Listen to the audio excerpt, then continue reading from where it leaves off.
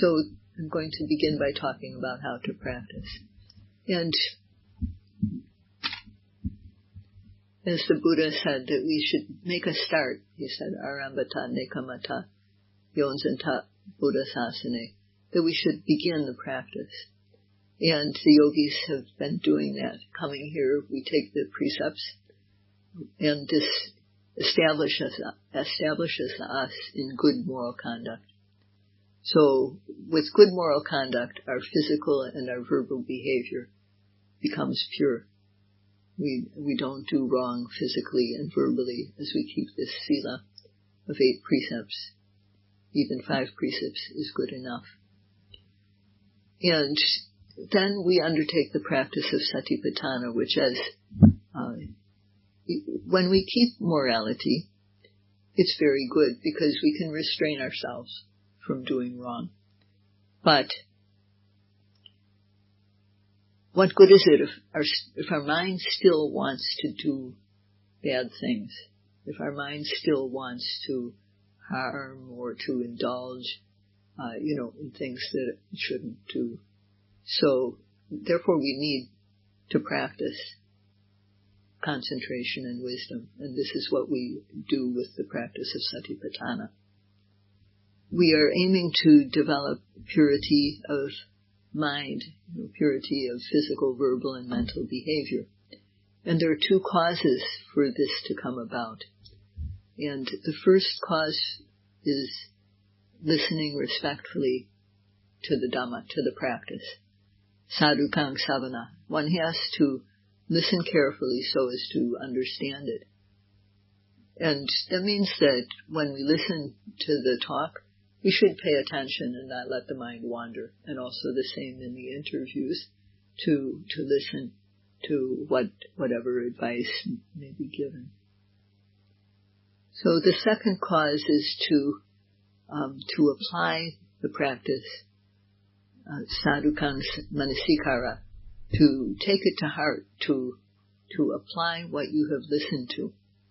So with these 2 causes fulfilled, careful listening to the instruction and careful application of the instructions, then in that case concentration will arise naturally. And based on concentration, knowledge will arise. So there's no need to wish for concentration or knowledge to arise if one simply fulfills these causes for concentration and knowledge to arise. That is, to listen carefully and then to apply what you understand carefully. So as I was just mentioning that when we do our practice, in the application of it, there should be respect for the practice, and then to practice without gaps, without taking breaks here and there, to stop our noting, to stop our mindfulness. But, from the moment we wake up, just keeping on trying moment by moment to reapply our mindfulness to what we are doing. And then the third thing is to continue without stopping. Don't stop until you reach your goal. The Buddha declared that I'm going to deviate from this a little bit. The Buddha declared that there are 7 benefits to the practice, and this is a very bold declaration that he made at the very beginning of the Satipatthana Sutta, that this practice is the only way for the purification of beings. That is, we bring about mental purity through applying the practice of Satipatthana. So even if this were the only benefit that we got, it would still be very good. But the next 2 benefits that the Buddha mentioned are the overcoming of sorrow and lamentation.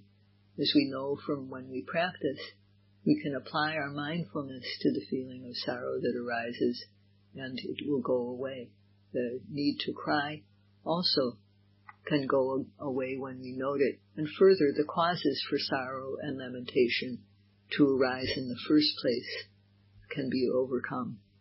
And then the 4th and 5th benefits are the ending or the cessation of physical suffering and mental distress, dukkha domanasana natengamaya. when we feel pain, with the practice of Satipatthana, at least the mind does not suffer. The body may be suffering, but the mind does not when we practice. The suffering can come to an end because of our practice.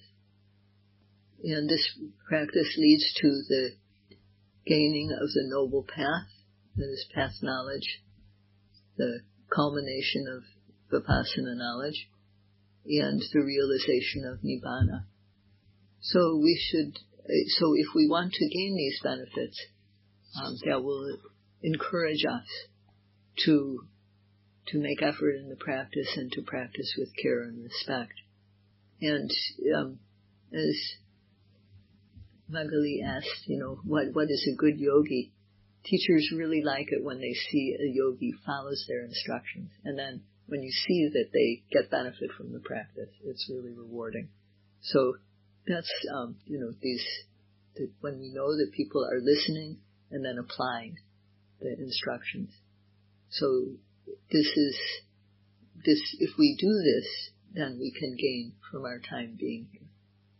So try, during all your waking hours, try to begin your mindfulness at the moment you wake up, and try to keep on picking it up every time you notice it's lapsed, up until the end of the day. When you fall asleep after that, you can't do anything about it.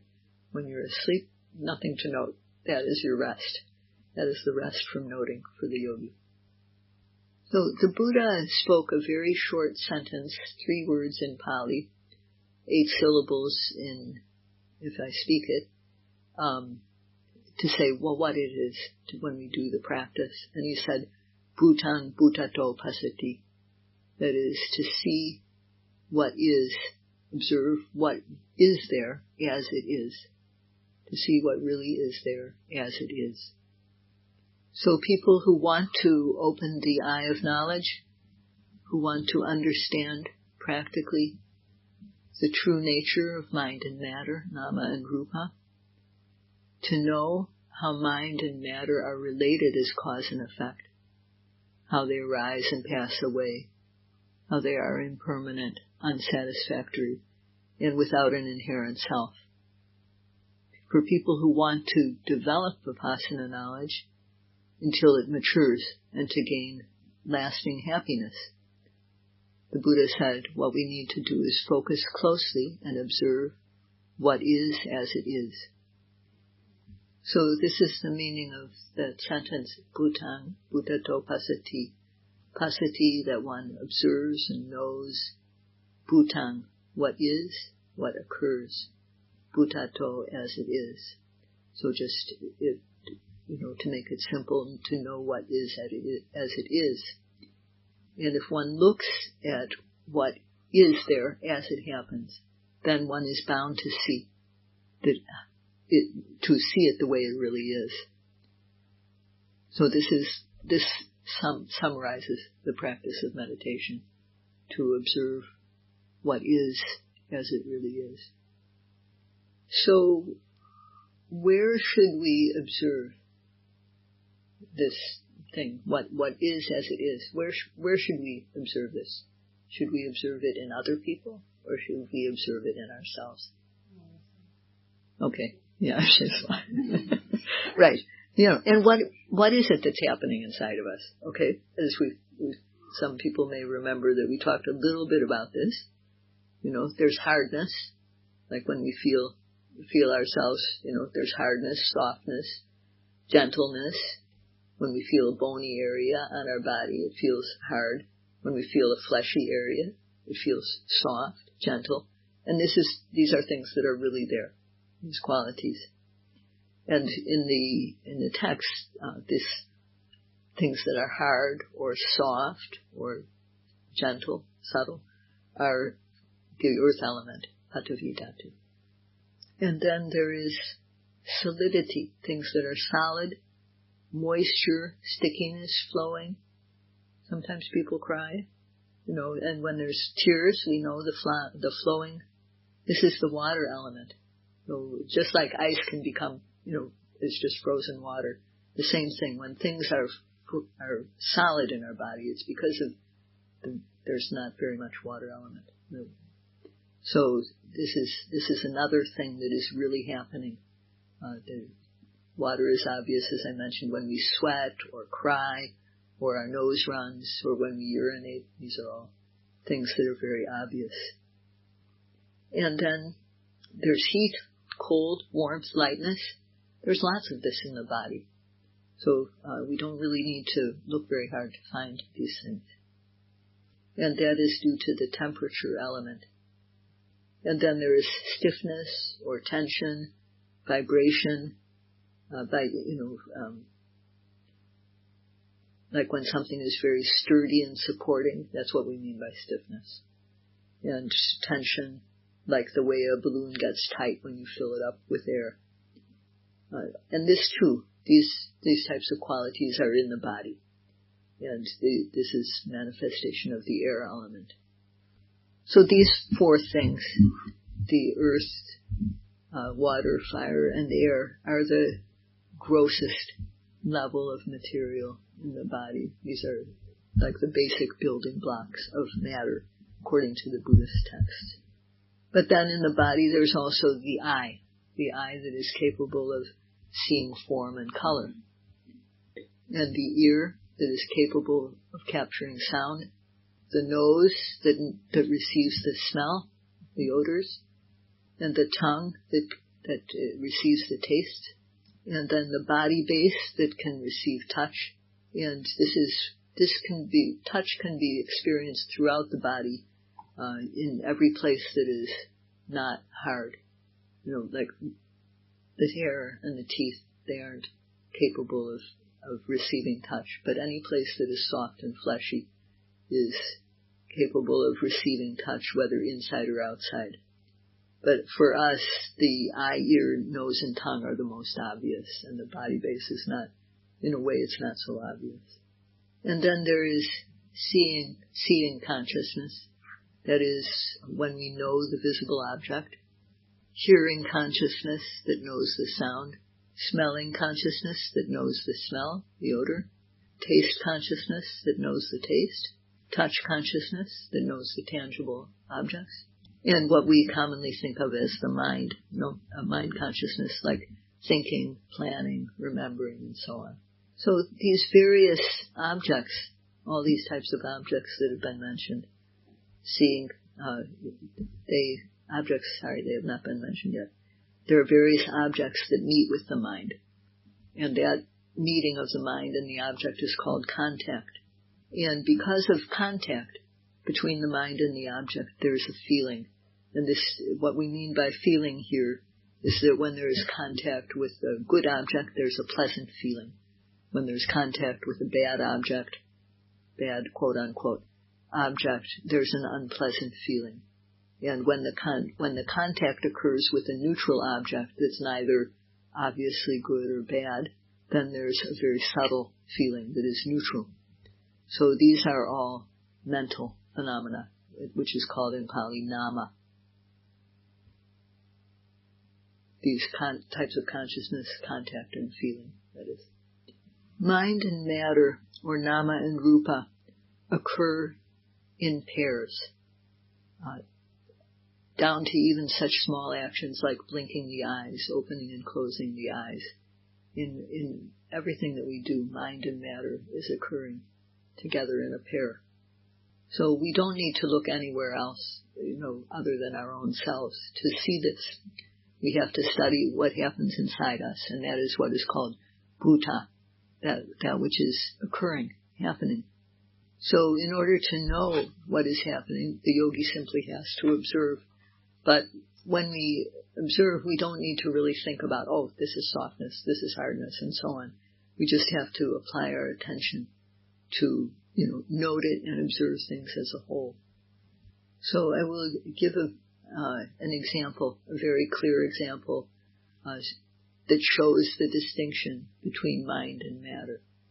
So now I'm speaking, and when I speak, I'm creating sound, and that sound, as I explain things to you, and that sound is going into our ears. and it strikes the ear, and we all are hearing. So this is what we call hearing. It is happening. Also, you can call it listening when you're listening to something. But if we analyze the parts, then we see, first of all, there's the ear. And the ear, the part that hears is not the entire big physical ear, as people know. But in Pali, there's a word for it, which is called sota pasada. It translates as ear base. And we can also call it the receptor element, or the sense base. And that part of the ear is what can capture sound. And then when I'm speaking, there are sounds. Sound waves come in a series, and they enter the ear. They reach the yogi's ears, and the yogis hear. And the sound that comes to the ear is what we call the striker element.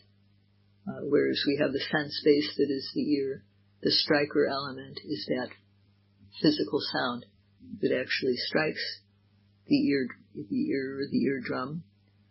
And it's undeniable that these things really exist. There really is sound. There really is the receiving of it in the ear. The sound comes and it strikes the ear. And because the sound comes and is apparent at the eardrum, then the yogi hears, and at that moment, there's hearing consciousness. And that is what we call the spark. So we have these three elements, the sense, the base, the striker, and the spark. So another aspect of the of the spark element is that there is the sound and the mind coming into contact within the ear. And that's what we call the element of contact, or phassa in Pali.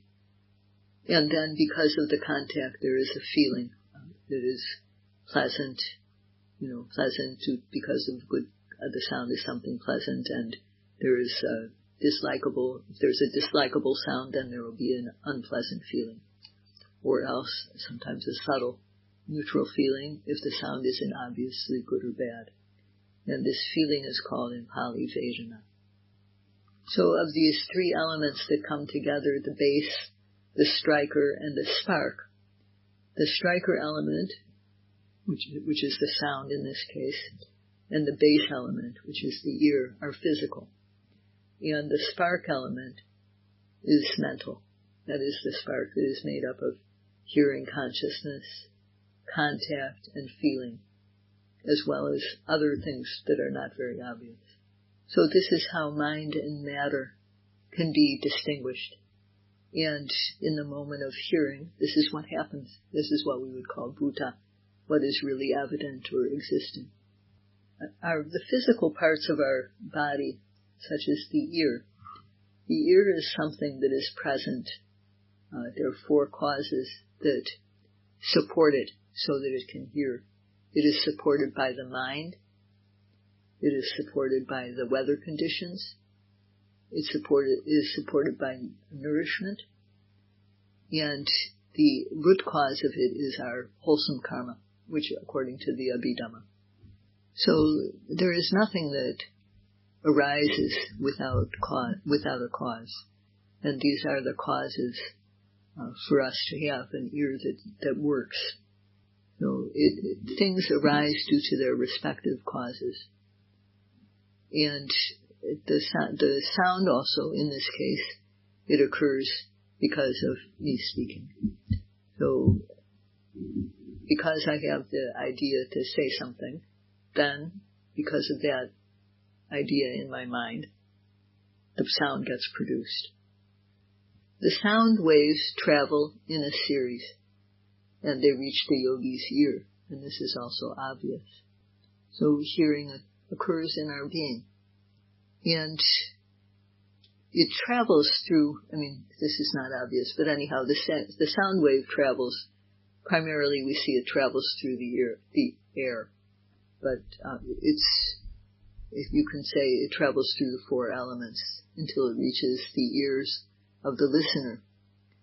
So it starts out initially because of the mental idea, it travels through a series of elements, and then it reaches the ear, and then the yogi comes to hear. There's hearing consciousness. And this initial consciousness, that hearing consciousness, that initial moment is functional, I can say, abhyakata.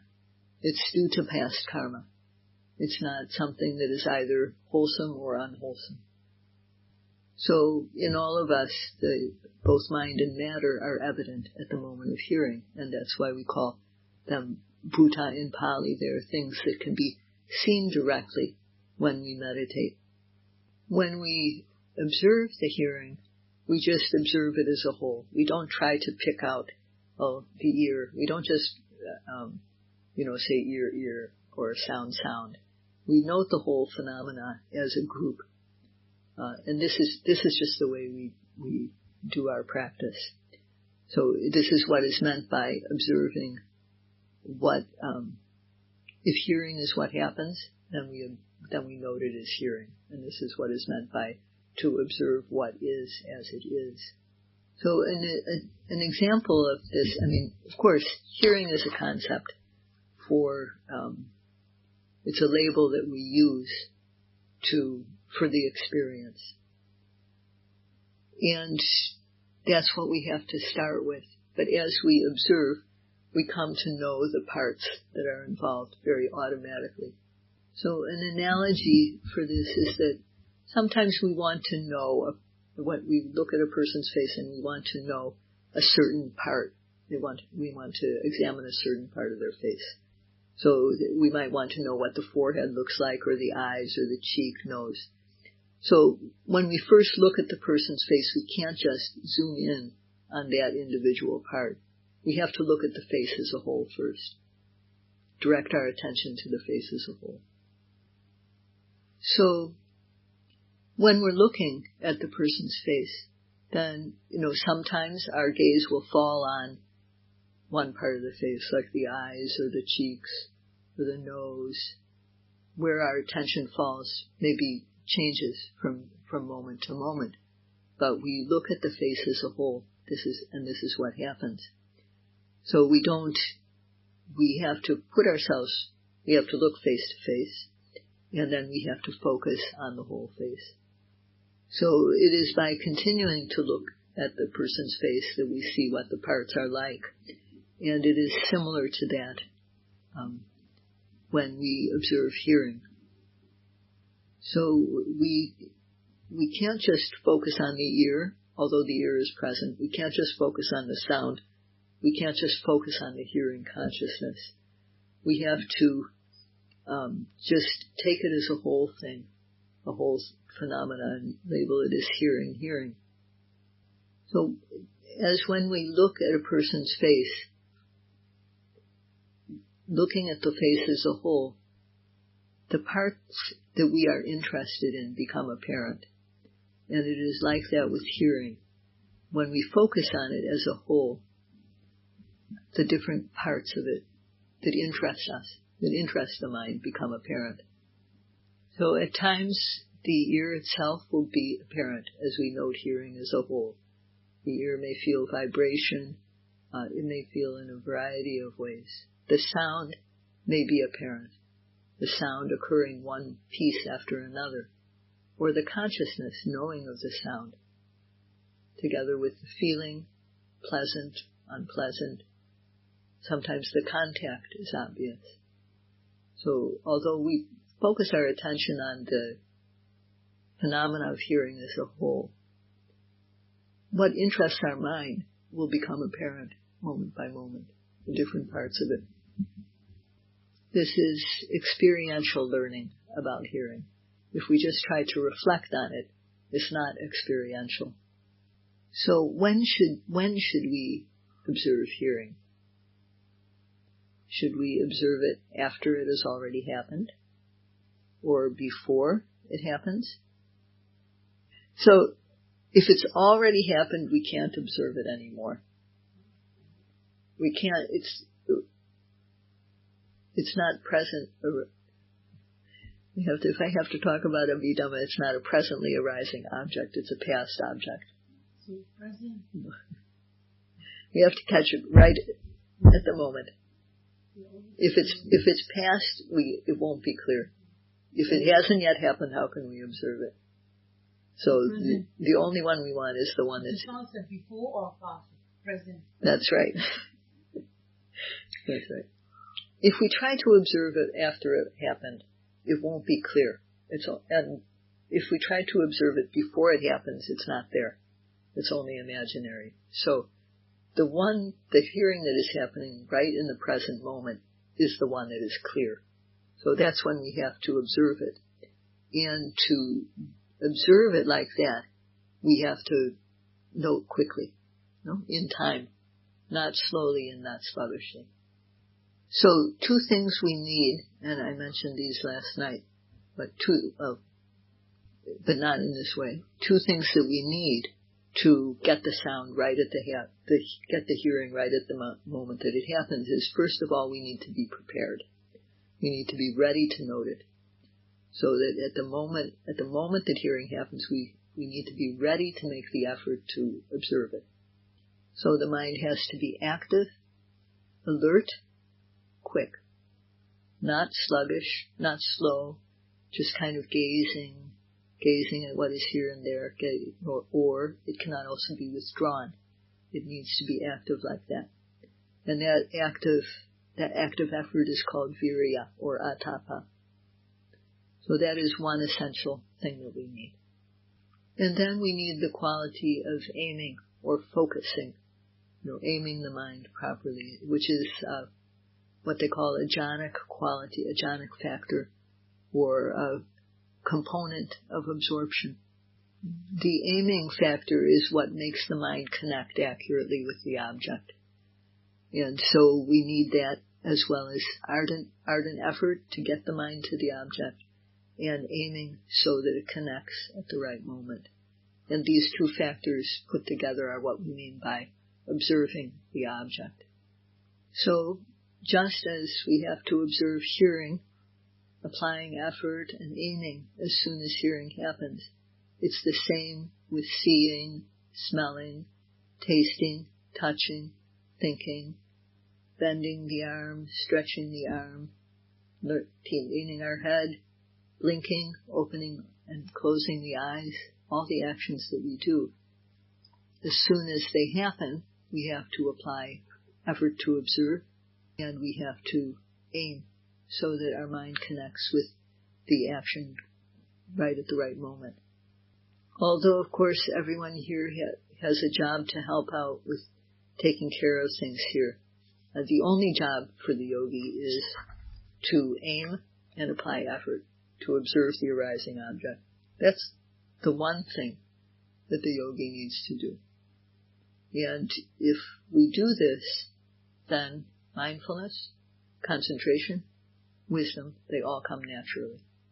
So this is the work that we have to do. Just make the effort to observe the object and aim the mind.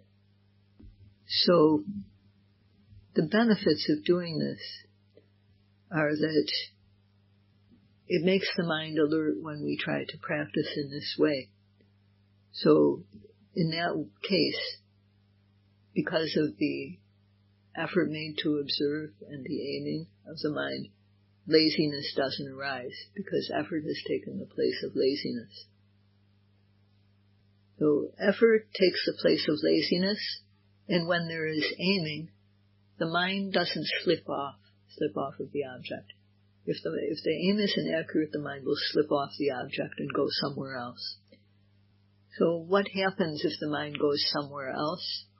When we try to note hearing, we are human beings, and the human world is a world of the senses. So the mind likes to go to the sense pleasures that it likes. It goes to wanting to see good things, wanting to hear good things, wanting to taste, smell, touch good things. And then if there's something that it encounters that it doesn't like, that is disagreeable, the mind wants to destroy it or give it trouble. So when the aim is off, then the mind it can go to things it doesn't like. some people have that tendency, but mostly humans tend to dwell on things that they like, the sense kama vitaka, or sense pleasures. But when we have aim applied at the moment of hearing, then this slipping off doesn't happen, and the mind stays clean and pure. So when there is effort made to observe hearing and accurate aim, then the mind is pure, and this type of consciousness occurs moment by moment, and this is what we mean by mental development. In Pali we call it bhavana. So one moment of consciousness is not very strong. It's actually quite weak. But if we have one moment of this clean consciousness occur after another, after another, after another, they build up energy. So that the combined force is much greater than the power of the parts in this case. So this is what we want to do. This is mental development. And this is what we want to do with the practice. But as is said, practice makes perfect. So we have to keep on trying. But this will result, and you can experience it for yourself. So I would like to conclude by mentioning the Four Noble Truths, that the minds and bodies of all of us here are oppressed by aging, sickness, and death, arising and passing away, and aging, sickness, and death. Therefore they are the truth of suffering. And craving is that which brings about this massive suffering, and therefore it is called the truth of the cause. The cessation of craving and the cessation that results of suffering is the truth of cessation, Nirodha Satya. The Eightfold Path of Satipatthana, as well as the good deeds of generosity, morality, mental development, support for the teachings, doing volunteer work, and all sorts of wholesome deeds, are the path that leads to cessation. Therefore they are the truth of the path.